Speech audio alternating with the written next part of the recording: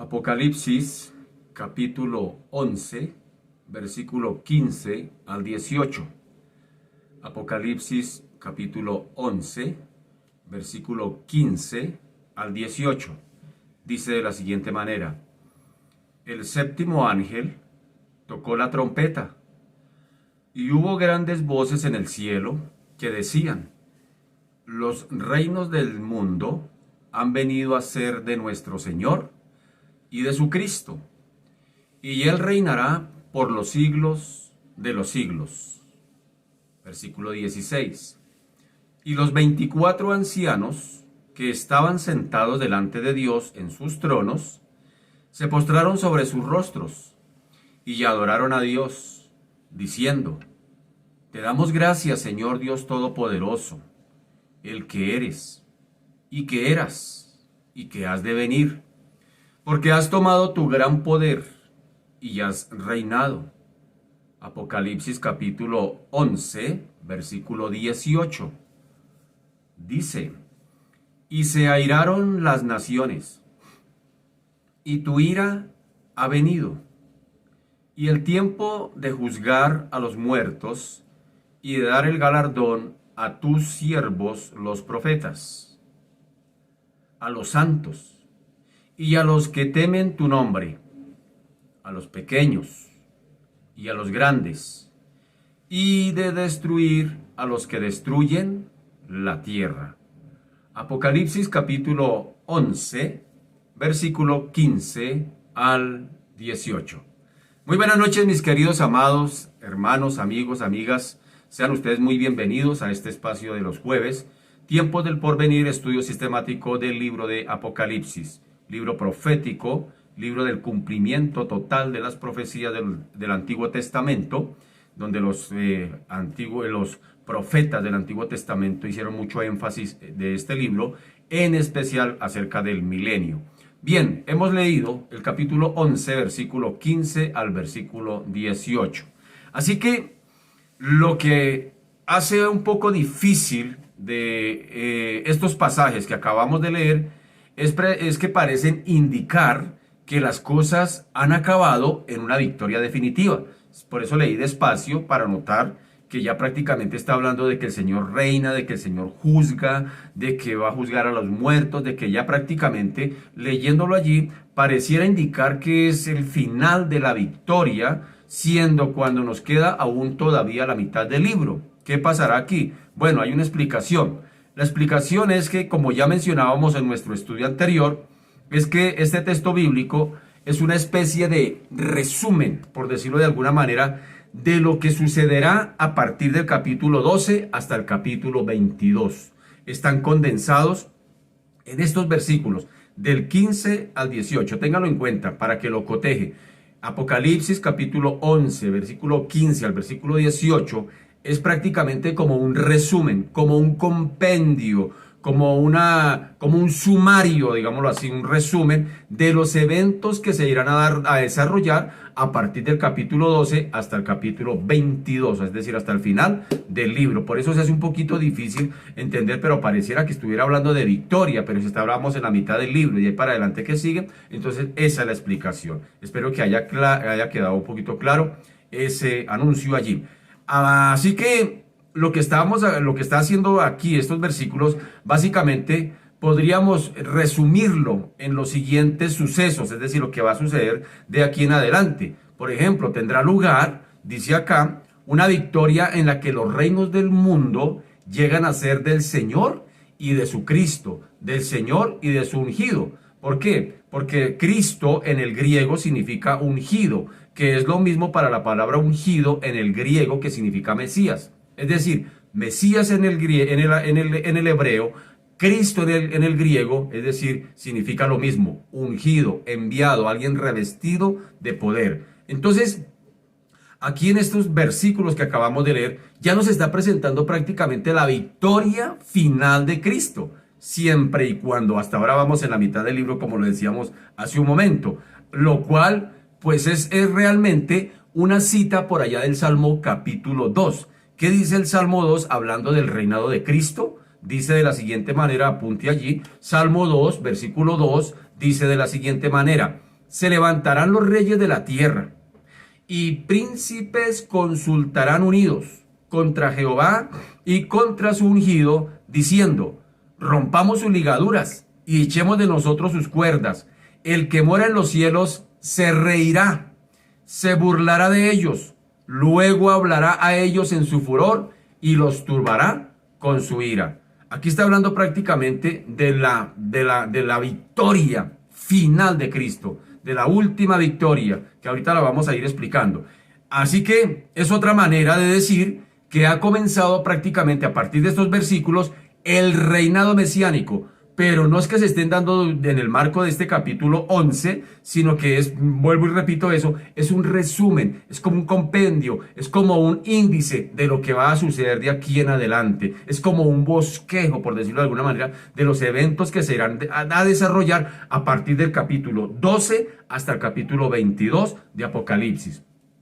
Así que vemos también aquí, en esta victoria, vemos un evento muy especial: los 24 ancianos. Es decir, la Iglesia Universal romperá, aquí dice en este texto, en una acción de gracias. Por allá en el capítulo 4 nos habla de la oración celestial, donde los 24 ancianos que representan a la Iglesia, que redimida en el cielo, dice que se quitan sus coronas, las arrojan a los pies del Señor y le adoran, le glorifican. Es lo que más o menos nos está queriendo decir aquí, también en este capítulo 11, adelantándonos un poquito de los eventos que se darán mucho más adelante. Eso será por allá en el capítulo ya prácticamente 19, 20, por ahí redondeando esos capítulos. Así que aquí lo que nos está presentando es un pequeño resumen para irnos adelantando a esos eventos. Ahora, ¿qué pasa allí? Los 24 ancianos pues van a explotar en acción de gracias al Señor, y esta victoria pues prácticamente dará comienzo al tiempo del fin, es decir, en el que Dios asumirá toda su autoridad suprema. Mire lo que dice el versículo 16 y 17. Dice: los 24 ancianos que estaban sentados delante de Dios en sus tronos se postraron sobre sus rostros y adoraron a Dios, diciendo: te damos gracias, Señor Dios Todopoderoso, el que es, el que eres, el que eras y el que has de venir, porque has tomado tu gran poder y has reinado. Sí, nota que pareciera que estuviera hablando en eventos que ya sucedieron, pero no, simplemente nos está mostrando. Por eso Apocalipsis se podría conocer como la historia del futuro. La historia del futuro.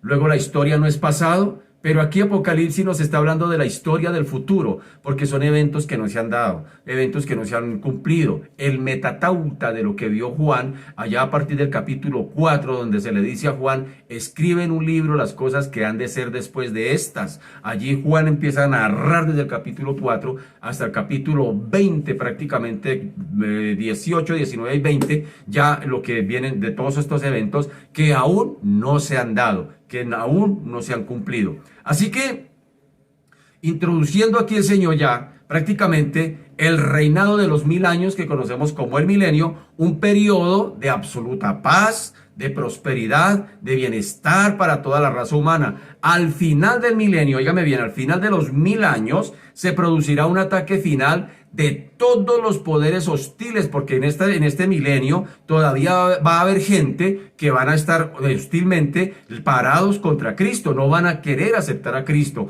pero van a pasar 1000 años y definitivamente todos esos poderes hostiles que se van a levantar a pelear contra Cristo van a ser derribados. Es lo que se conoce como la guerra de Gog y de Magog, que eso lo vamos a ir desarrollando en la medida que vayamos llegando a estos capítulos. Así que únicamente aquí lo que nos está proporcionando el capítulo 11, a partir del versículo 15 hasta el 18 que acabamos de leer, vuelvo y lo repito, es un resumen, es como un compendio, es como un bosquejito que nos está dando de adelanto, es como una prueba gratis, por decirlo de alguna manera, que nos está dando para irnos adelantando, para irnos mostrando los eventos que sucederán a partir de esos capítulos, es decir, a partir del capítulo 12. Así que todos esos poderes hostiles allá al final del milenio, ya estamos yendo bien allá, al final del milenio, todos esos poderes hostiles pues definitivamente serán finalmente derrotados y entonces recién empezará allí lo que conocemos como el juicio final. Mira lo que dice el versículo 18.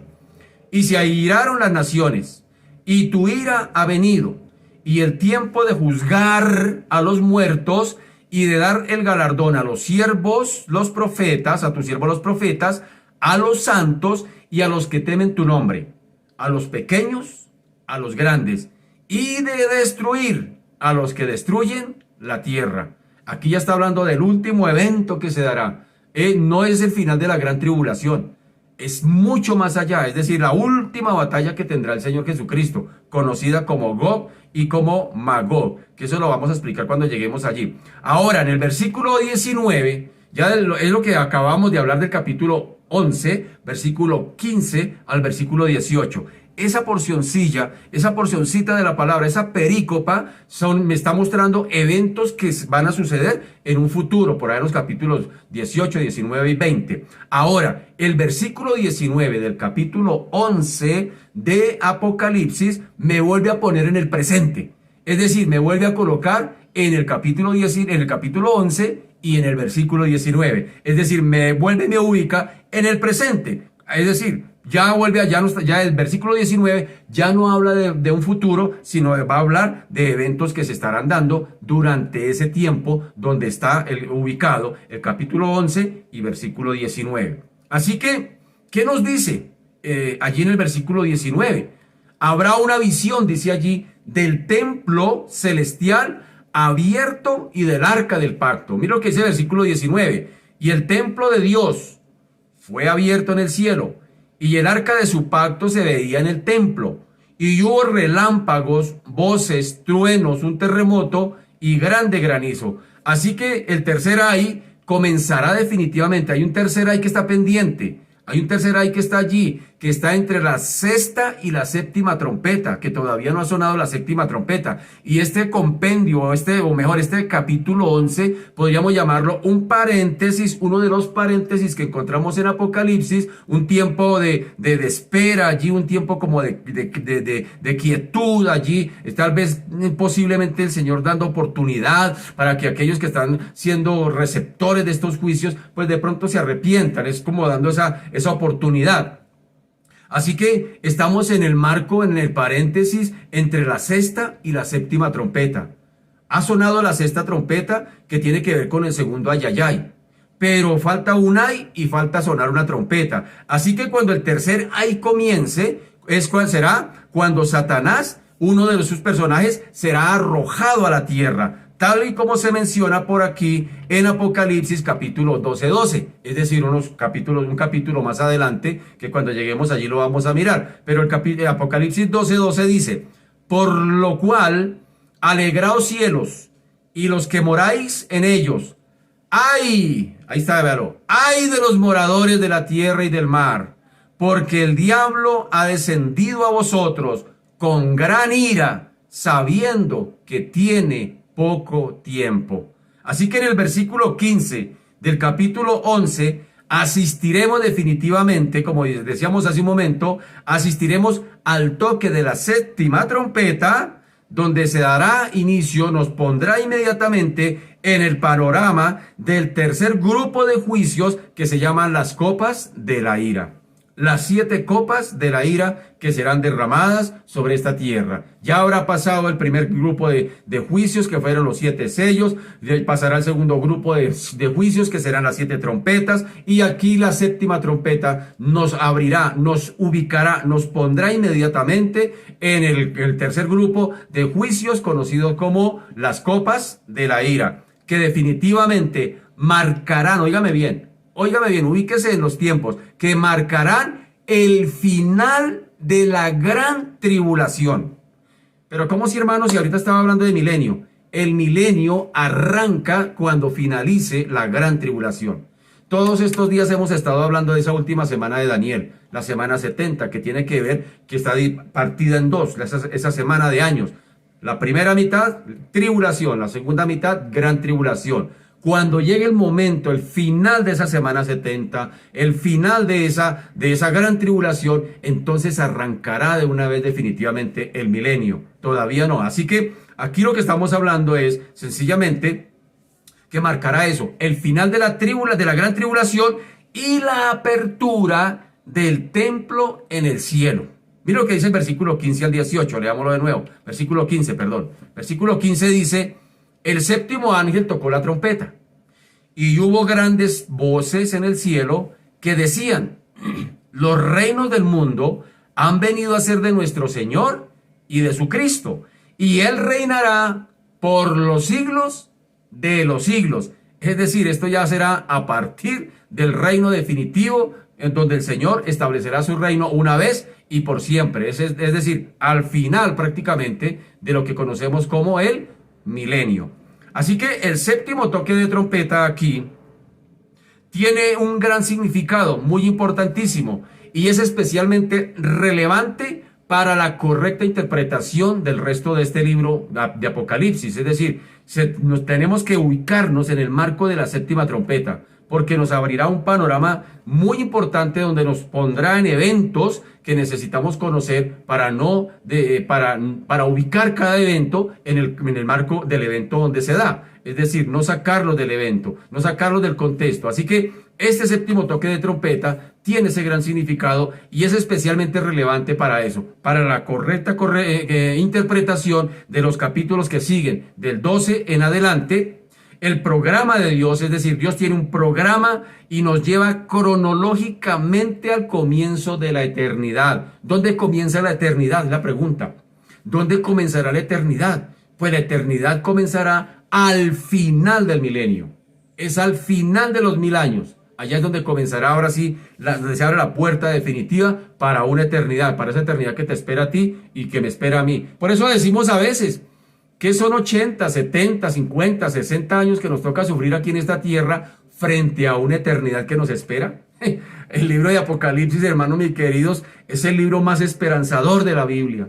Es el libro que le da a uno esperanza de saber que viene una eternidad tremenda para el pueblo de Dios, para ese pueblo fiel al Señor, para ese pueblo que le adora, que le ama, que le sirve, que hace su voluntad, que le obedece. Hay un destino de eternidad para usted y para mí, mi querido. Esos problemas, como bien diría Pablo, esta es una leve tribulación momentánea frente verdaderamente a una tremenda eternidad que nos espera. Así que el programa de Dios, Él tiene un programa, Él tiene un cronómetro, es decir, ese programa se desarrollará cronológicamente al comienzo de la eternidad, que dará principio exactamente por allá en el capítulo 21 de Apocalipsis. Pero tranquilo, que aquí vamos en este tránsito, vamos caminando rumbo a ese capítulo, vamos para allá, vamos en ese tránsito, vamos desarrollándolo poco a poco. Por eso este estudio se llama estudio sistemático, versículo a versículo, del libro de Apocalipsis. Mire qué hace que comenzamos y ya vamos en la mitad del libro y cómo hemos aprendido. Pero sabe, le tengo una noticia, hago un paréntesis. Dios no nos dejó la Biblia para aprender más. Dios nos dejó la Biblia para ser mejores. Para ser mejores y cada día parecernos a Cristo. ¿Sí me hago entender? Bueno, cierro el paréntesis. Así que ese cronograma de Dios, la séptima trompeta, incluirá aquí los 7 juicios finales de las 7 copas, como bien le dije hace un momento. Es decir, cuando suene la séptima trompeta, ya lo dije hace un momento, inmediatamente nos ubica en el inicio de las 7 copas o los juicios de las 7 copas de ira, que se detallarán en más detalle, se darán en más detalle en el capítulo 16. En el capítulo 16 de este libro de Apocalipsis, allá vamos a encontrar detalladamente los juicios de las 7 copas de la ira, así como todos los demás sucesos que conducen allí al establecimiento del reino milenario en el capítulo 20, pero también la coronación de Jesús como rey soberano en el capítulo 19. ¿Sí nota eso? Es decir, en el capítulo 20 ya se nos va a hablar de todo lo que tiene que ver con el milenio, pero en el capítulo 19 viene el Señor con poder y gloria en un caballo blanco. Se nos habla de que viene aquí a establecer su reino soberano aquí sobre esta tierra. Capítulo 19, capítulo 20 es el milenio. La siguiente lista, aquí vamos a tener una lista que nos va a ayudar para centrar de alguna manera estos eventos en nuestras mentes para irles dando un orden a estos eventos que se irán produciendo. Entonces, el primer evento, al toque de la séptima trompeta, mira lo que va a pasar. Se nos dice que hubo grandes voces en el cielo.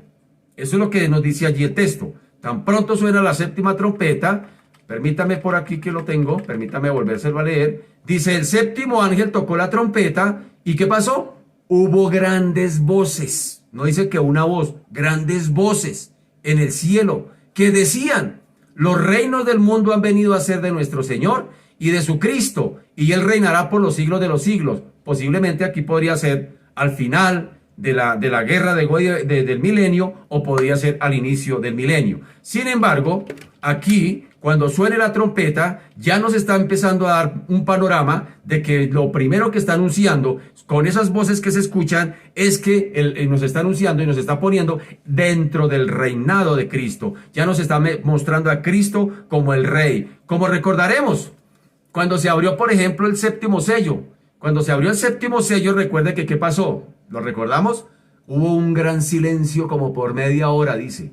Tan pronto se desató el séptimo sello, que inmediatamente nos arrojaba a la primera trompeta. Inmediatamente pasó allí algo. Hubo un silencio como de media hora, con lo que decimos nosotros, una tensa calma. Pero aquí es todo lo contrario. Cuando se desata, cuando suena la séptima trompeta, no hay silencio lo que hay, sino que dice que un estruendo de grandes voces proclamando a Cristo como el Rey de Reyes y Señor de Señores. ¡Qué tremendo eso! ¿Ah? ¡Qué tremendo! Aquí tenemos un contraste precisamente, y es ese, que al tocarse la séptima trompeta, se revelará definitivamente toda la programación que tiene Dios. El programa de Dios, y todas las criaturas creadas por Dios podrán ver ese final, manifestando un gran júbilo allí y al anticipar la inminente derrota del mal. Es decir, el mal va a desaparecer de una vez y para siempre. Podría ser el final de la guerra de Gog y de Magog, donde Cristo definitivamente establecerá su reino definitivo. Bien, lo segundo que vemos aquí, dice que los reinos del mundo, es decir, hablando del cosmos, pero note la expresión, han venido a ser de nuestro Señor y de su Cristo, dice el texto, y que Él reinará por los siglos de los siglos. Sin embargo, aunque este pasaje se utiliza aquí, la expresión reinos del mundo, la verdad es que el vocablo original, en el original, no habla de reinos, sino habla de reino, en singular. Esto sucede porque a pesar de las numerosas diferencias entre los países, entre los gobiernos, diferencias de cultura, diferencias de ideologías políticas, sociales, a pesar de todas esas diferencias que hay en el mundo, políticas, culturales, inclusive religiosas, la Biblia considera el mundo entero en el sentido espiritual como un solo reino.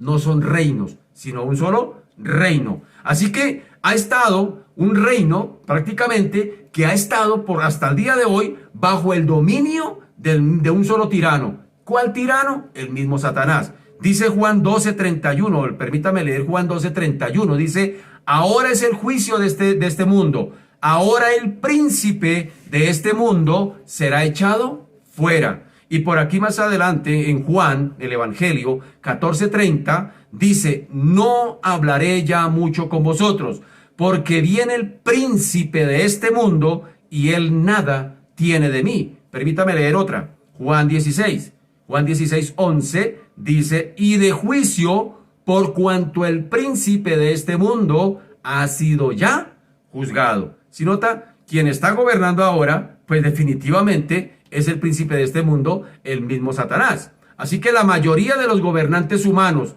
han seguido aquí el ejemplo de Satanás y han sido hostiles a Cristo. Mira lo que dice el Salmo 2. Salmo 2 dice de la siguiente manera, ¿por qué se amotinan las gentes y los pueblos piensan cosas vanas? Se levantarán los reyes de la tierra y príncipes consultarán unidos. Oiga eso, contra Jehová y contra su ungido, diciendo, rompamos sus ligaduras y echemos de nosotros sus cuerdas. ¿Sí nota todo eso? Así que la prolongada rebelión del reino del mundo, de este mundo, terminará con el regreso victorioso de nuestro Señor Jesucristo para derrotar a todos sus enemigos y establecer su reino mesiánico una vez y definitivo, después del milenio.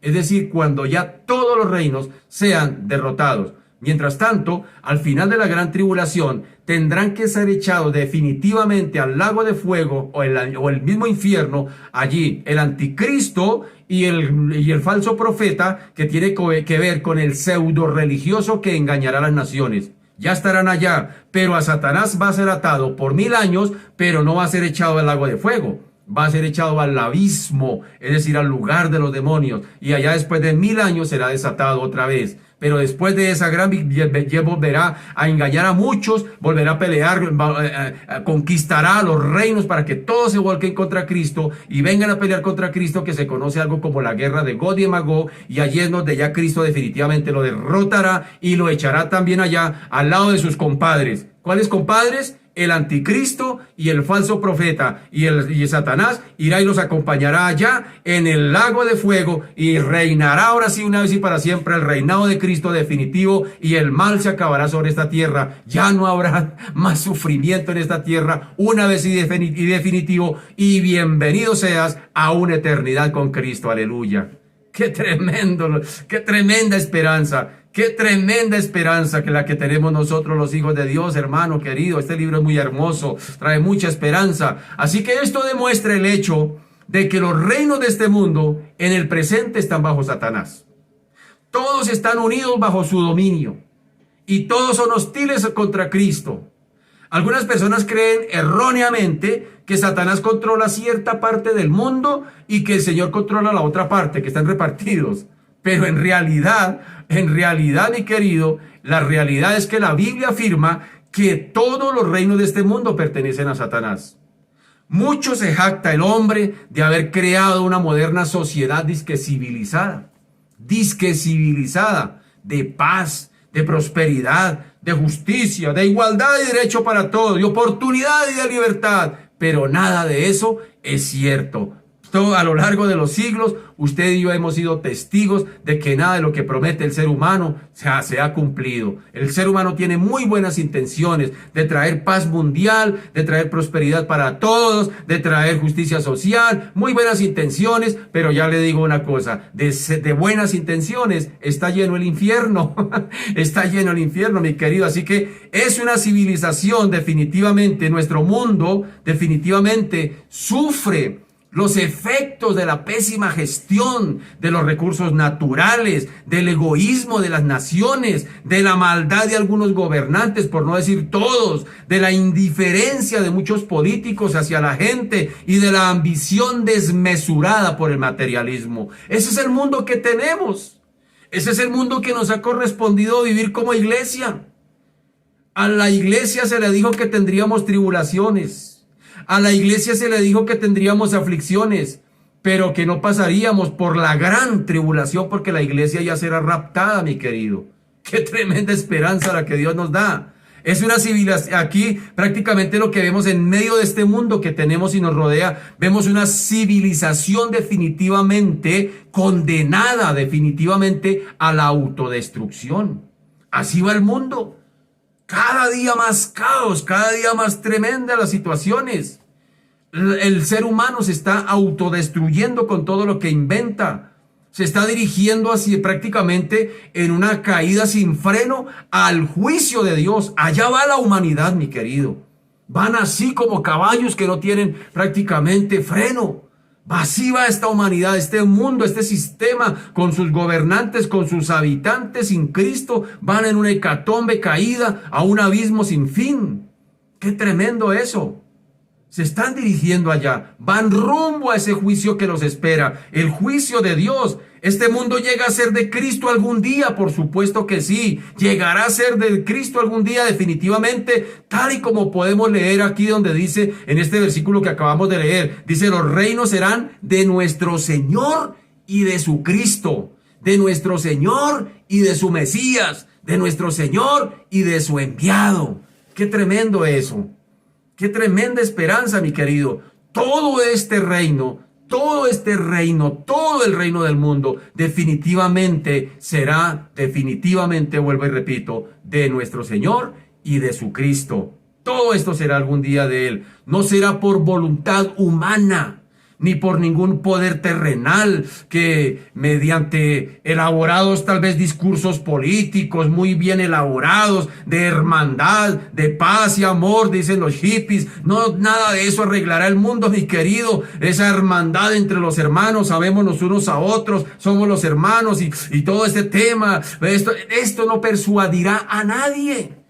Hay mucho discurso bonito y bien elaborado, pero no lleva a nada. La realidad de nuestro mundo es que cada día va más en caos, va más en destrucción, va, como bien dije hace un momento, sin freno a encontrarse con los juicios de Dios. ¡Qué tremendo es eso! Así que este mundo será entregado definitivamente a Él. Él reinará, tal y como se menciona en el Salmo 2:4, en el versículo 6, Salmo 2, versículo 4 al 6, dice: el que mora en los cielos se reirá.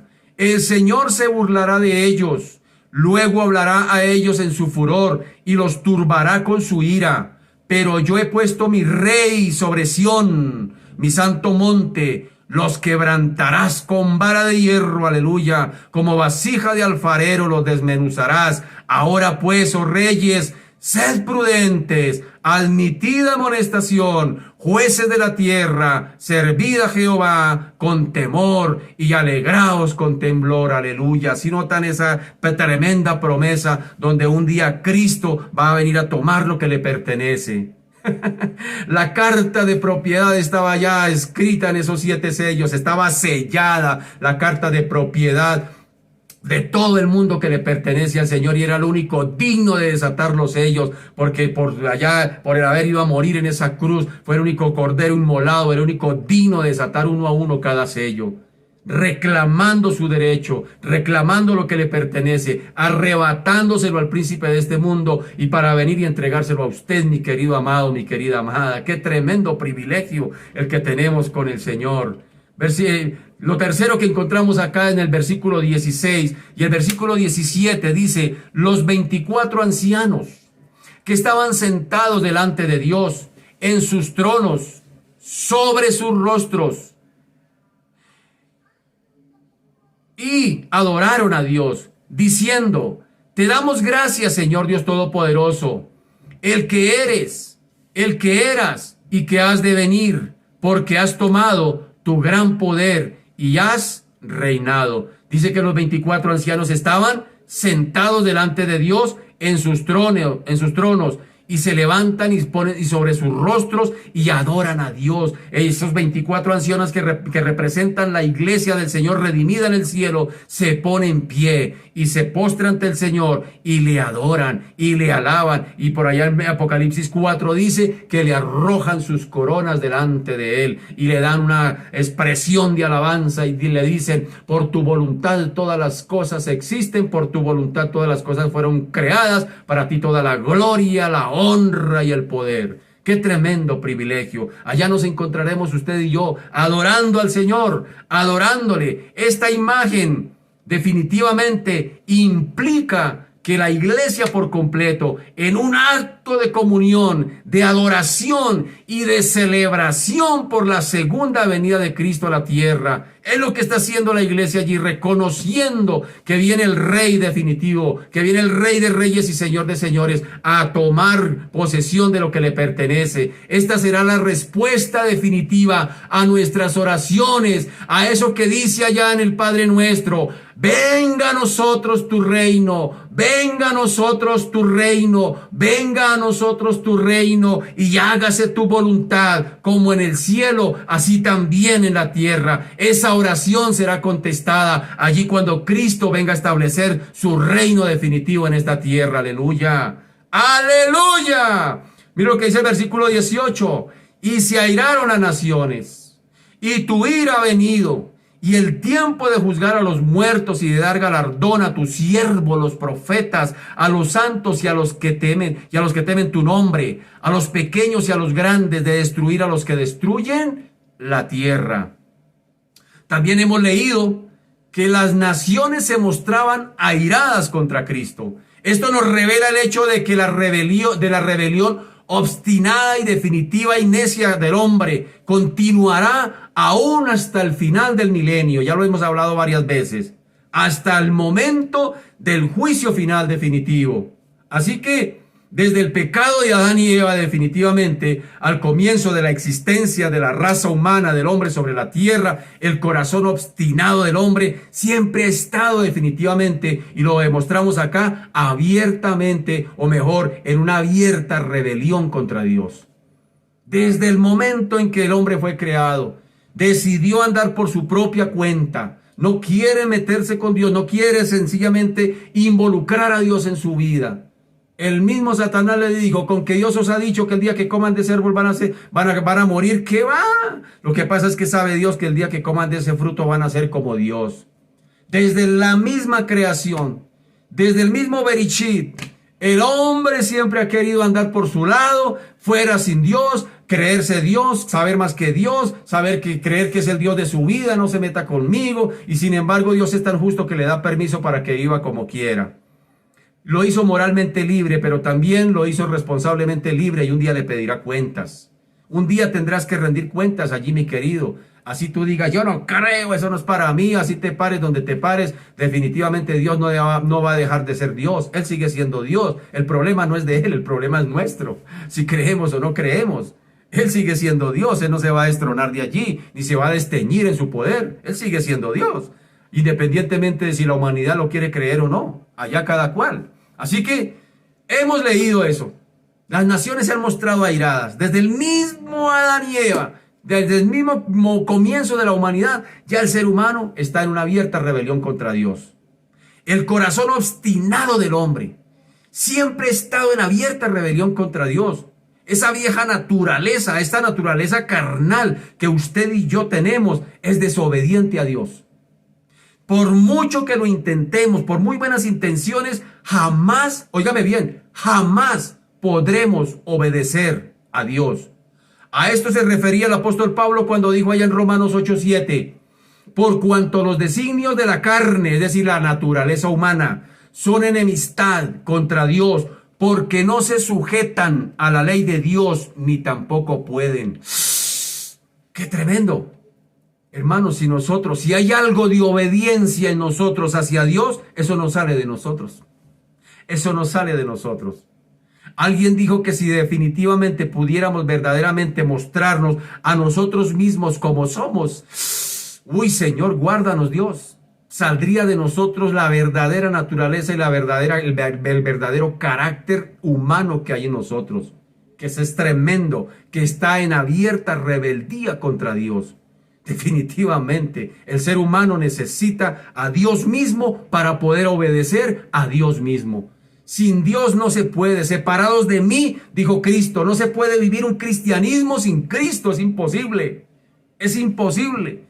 Para vivir, para obedecer a Cristo, necesito a Cristo. Que parece ilógico. Dios no nos dio una agenda que tenemos que llevar para Él. No, es Cristo viviendo en el creyente para llevarle a obedecer a Cristo mismo. Qué tremendo eso. El ser humano no puede obedecer a Dios. Y Pablo también lo dijo por allá: no hay justo ni aun uno. No hay justo ni aun uno. Porque justo significa conservar la inocencia frente a la tentación. Y todos los días, quiera que no, de alguna u otra manera le fallamos al Señor. Así que nadie puede controlar su vieja naturaleza, ningún ser humano. Solo mediante las fuerzas que Jesús da podremos vivir sabiamente y sin pecado como Él quiere, porque la obediencia es antinatural en nosotros. Así somos, hermano querido. A Dios no le hacemos favores. Por supuesto que no. Es su gracia, su misericordia la que todos los días nos abraza, la que nos lleva definitivamente a creerle al Señor, a vivir para el Señor, a hacer su voluntad. Es su gracia, mi querido. Recuerde que el Señor no nos hizo justos, nos declaró justos, que es diferente. Porque si nos hubiese hecho justos, todavía no pecaríamos, ya no pecaríamos mejor. Así que las naciones se mostraban airadas contra Cristo. porque habían creído solamente la supuesta en un Dios supuestamente para ellos bondadoso, bonachón, un viejito que está en el cielo repartiendo regalos a todo aquel que le pida, un raspaigana, como dicen otros, que no juzga a nadie, como dicen algunos otros, como aquellos que dicen, Dios es tan bueno, tan bonachón, que Él no va a mandar a nadie para el infierno.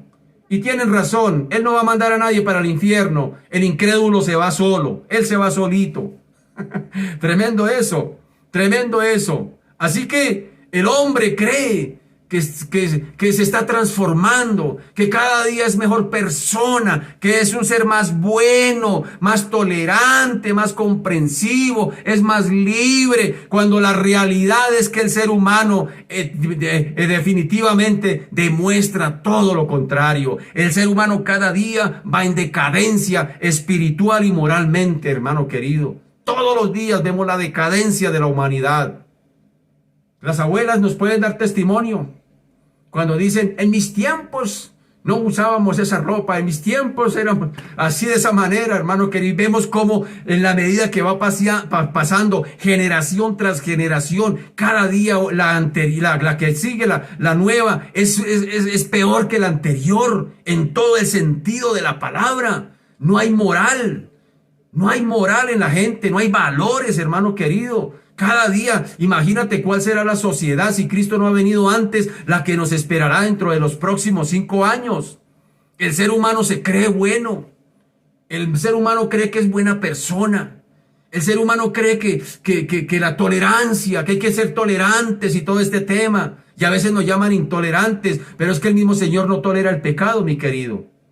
Y a las cosas hay que llamarlas por su nombre. Pecado se llama pecado, definitivamente. Es la realidad que vivimos. Dice el versículo 18, en otra de sus partes, dice, y el tiempo de juzgar a los vivos y a los muertos. Esto nos lleva al gran trono blanco. Capítulo 20, por allá a partir del versículo 7 más o menos en adelante. Tranquilo que cuando lleguemos allá lo vamos a explicar también. El tiempo de juzgar a los muertos, dice el versículo 18 del capítulo 11. Y nos está mostrando de una vez el panorama que se dará en el capítulo 20, cuando nos lleva allí definitivamente al juicio del gran trono blanco. Lo veremos en el capítulo 20, el derramamiento final y definitivo de la ira de Dios. Incluye aquí el juicio de los muertos. Juan 5:25 dice, de cierto os digo, viene la hora, y ahora es, cuando los muertos oirán la voz del Hijo de Dios, y los que la oyeren vivirán, porque como el Padre tiene vida en sí mismo, así también ha dado al Hijo el tener vida en sí mismo, y también le dio autoridad, oiga esto, y también le dio autoridad de hacer juicio, por cuanto es el Hijo del Hombre. No os maravilléis de esto, porque vendrá hora cuando todos los que están en los sepulcros oirán su voz, y los que hicieron lo bueno saldrán a resurrección de vida, mas los que hicieron lo malo a resurrección de condenación. Cosas terribles para quien está sin Cristo. Pero si hoy estás escuchando este mensaje, mi querido, Dios le está dando una oportunidad. Es una oportunidad, es una invitación abierta para ti. El versículo 18 sigue diciendo, y de dar el galardón a tus siervos los profetas, a los santos, y a los que temen tu nombre, a los pequeños y a los grandes. La iglesia, es decir, tú y yo, la iglesia redimida, ya ha entrado en su presencia cuando esto se dé. Ya la iglesia estará en su presencia. Esto no es para la iglesia de ahora. Esto no es para la iglesia, porque la iglesia será arrebatada. La iglesia estará en otro evento. La iglesia estará en el tribunal de Cristo, estará allá en las bodas del Cordero, estará recibiendo galardones. Entonces, ¿quiénes son? Pues serán, es decir, ya los creyentes, los cristianos, ya habrán recibido su recompensa. Ya vimos las coronas sobre las cabezas de los ancianos, de los 24 ancianos en el capítulo 4.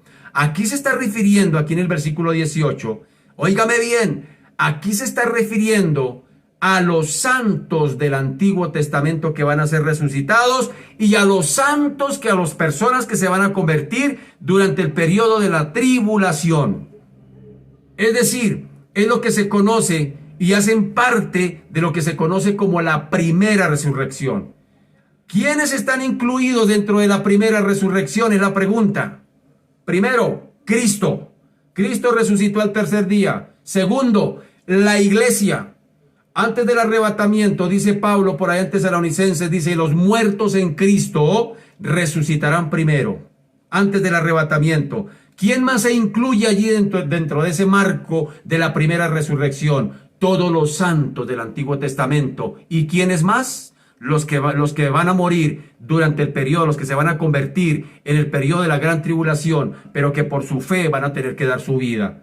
Ellos, todo ese grupo de personas, haremos, porque también va incluido usted, haremos parte de la primera resurrección. Y estos van a recibir su recompensa al iniciarse el reino milenial. Al iniciarse allí el reino milenial. ¿Sí oye eso?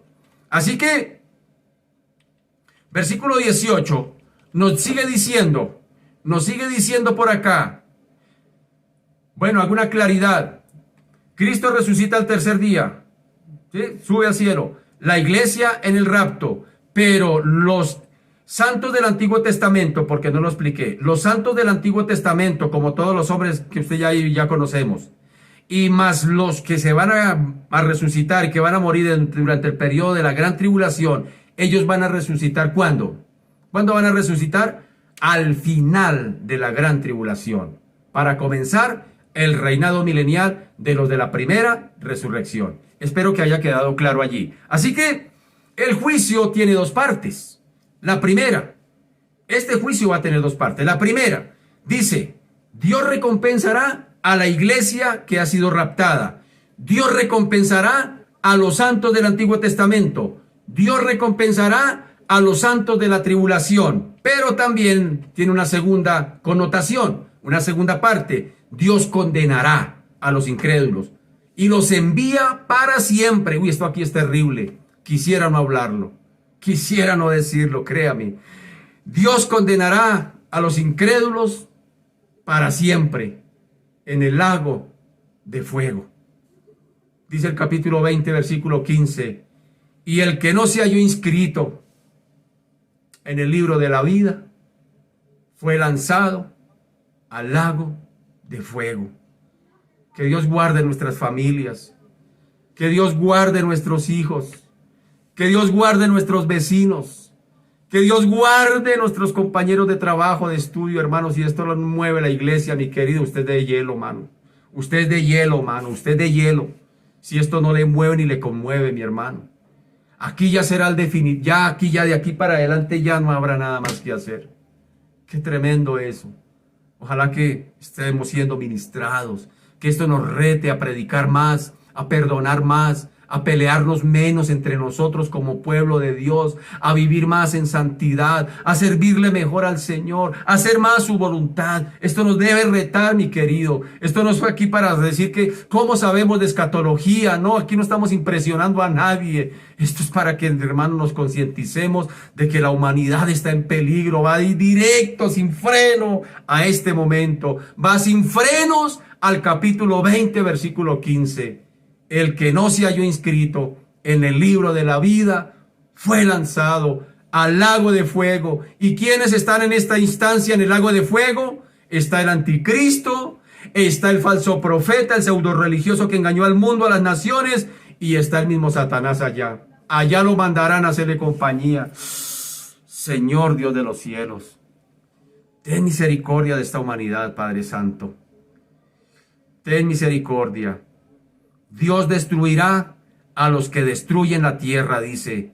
Y esto es al hombre y al mismo Satanás.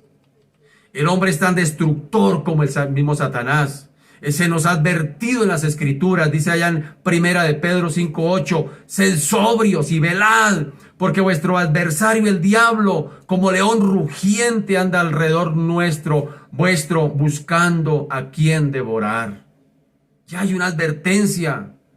Aquí continuamos, miremos el versículo 19, que nos dice de Apocalipsis, dice, y el templo de Dios fue abierto en el cielo, y el arca de su pacto se veía en el templo, y hubo relámpagos, voces, truenos, un terremoto y grande granizo. Así que este pasaje del versículo 19 nos confirma una vez más que habrá un templo en el cielo.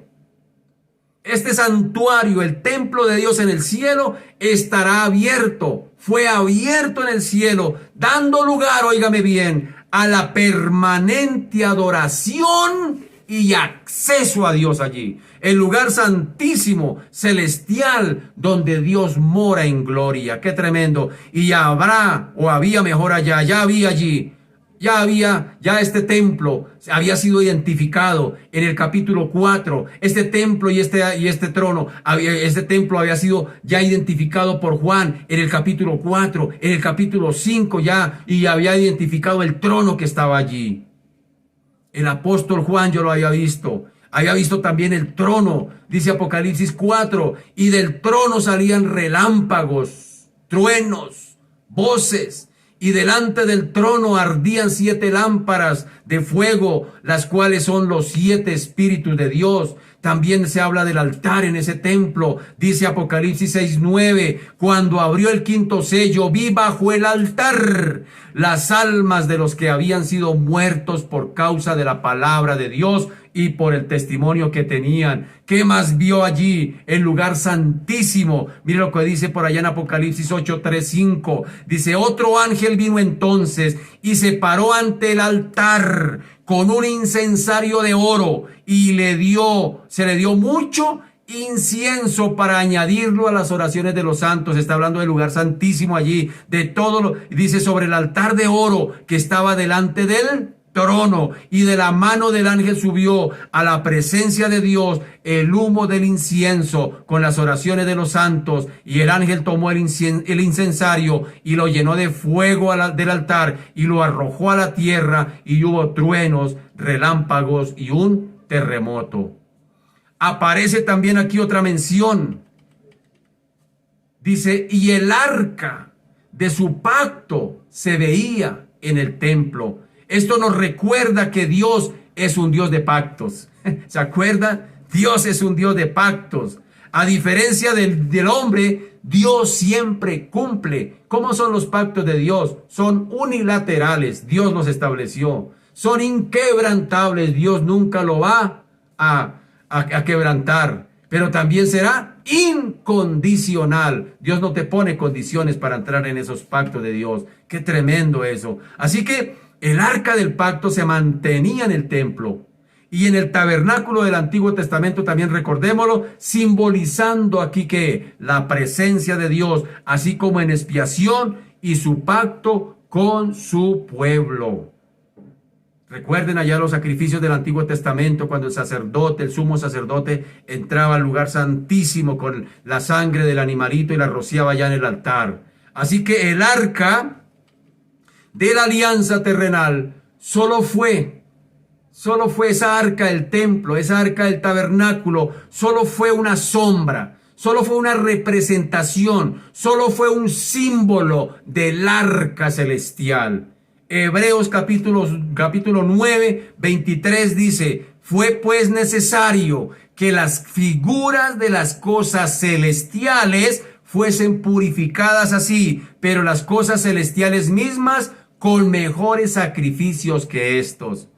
Lo que estaba pasando con los sacrificios allá en el tabernáculo, allá en el templo, era simplemente sombra de lo que Cristo iría a hacer en el cielo, de las cosas celestiales. Allí Dios suministró misericordia, expiación por el pecado, así como al lugar santísimo terrenal fue abierto, tan pronto se pagó el precio por el pecado. Por allá en Mateo capítulo 27, versículo 51, dice, y he aquí, el velo del templo se rasgó, de arriba abajo, en dos, de arriba abajo, y la tierra tembló y las rocas se partieron, diciendo el Señor, el sacrificio de Cristo es suficiente para entrar al mismo trono de la gracia confiadamente, porque no tenemos un sumo sacerdote que pueda compadecerse de nuestras debilidades, sino uno que fue tentado en todo, pero sin pecado, y nos anima a que nos acerquemos ahora confiadamente a ese trono, a adorarle, y allí el Señor te dará gracia y misericordia para el oportuno socorro. El lugar santísimo en el cielo también es abierto en cumplimiento del nuevo pacto de la salvación de Dios y de su propio Redentor por medio del juicio divino. Tremendo lo que espera a la humanidad, tremendo el regalo que Dios le ha dado a la humanidad para que crean en Él, para que no tengan que pasar por los juicios que vendrán. Qué tremendo, es la oportunidad que el Señor está presentando. Versículo 19 dice, y hubo relámpagos, voces, truenos, un terremoto y grande granizo. Esta frase nos habla de los juicios que acontecerán, y aquí es donde nos habla de una vez también el panorama al capítulo 12. Esta expresión, hubo relámpagos, voces, truenos, un terremoto y grande granizo. Esta expresión del versículo 19 nos ubica de una vez y nos coloca en el capítulo 12. Tarea. Leer el capítulo 12. En esta semana tú te vas a leer el capítulo 12. ¿Qué vamos a ver más adelante? ¿Qué vamos a ver en ese capítulo? ¿Qué veremos? Asistiremos al conflicto final entre Israel y Satanás, después que este haya sido arrojado del cielo. Y como último acto de esta tremenda representación del fin, asistiremos a la puesta en escena de 7 personajes, óigame bien, 7 protagonistas que desempeñarán un papel determinante durante el periodo de la gran tribulación, es decir, durante los segundos 3 años y medio.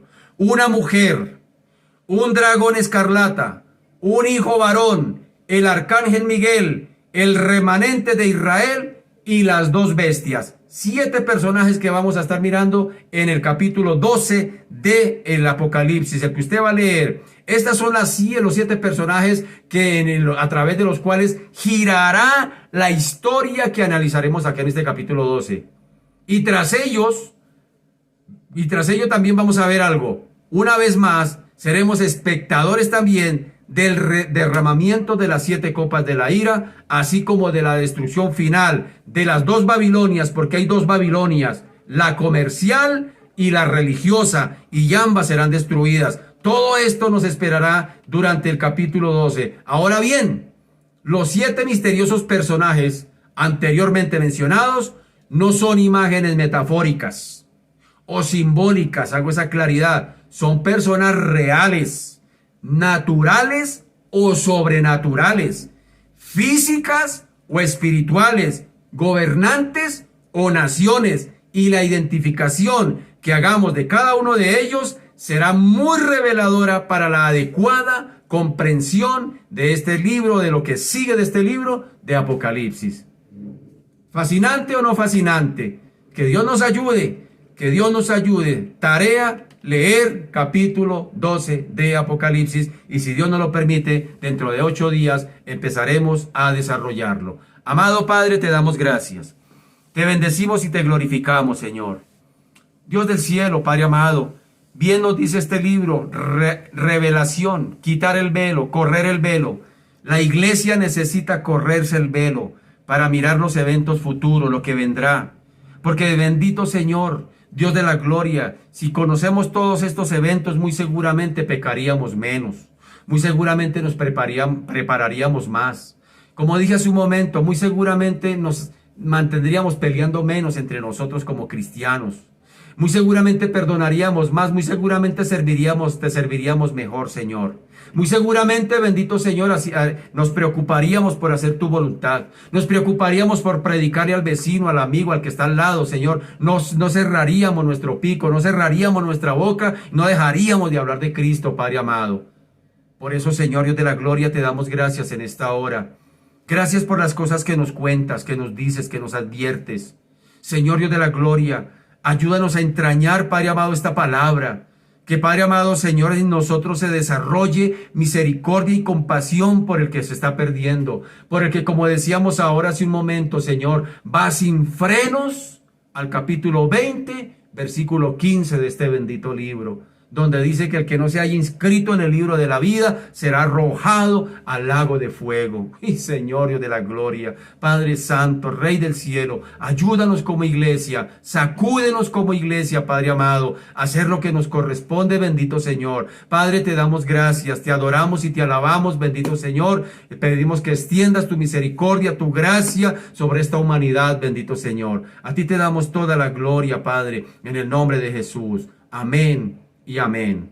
Mis amados, muchas gracias por su fina sintonía. Así que pase una buena noche. Orar por estos perdidos, mi querido. Oremos por esta humanidad que se está perdiendo, mi querido. Y prediquémosle también la palabra. Que esto sea para que podamos ser conscientes de que tenemos una tarea por delante. Que pasen una feliz noche, una bendecida noche. Que descansen. Bendiciones. Un abracito para todos. Chao. Bendiciones.